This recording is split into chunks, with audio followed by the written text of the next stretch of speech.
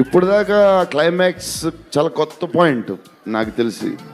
Horror సినిమాలో హారరే కాదు, ఒక టైప్లో చేసాడు అన్నయ్య. ఎలా చేసావు మరి?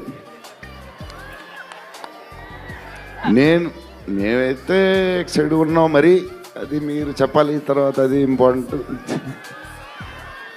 ఏదేమైనా మనకి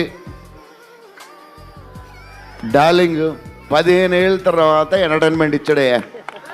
మరి చూసుకోండి, అది సంక్రాంతికి వస్తుంది. మరి సంక్రాంతి సినిమాలు అన్నీ బ్లాక్ బస్టర్ అవ్వాలి. అన్నీ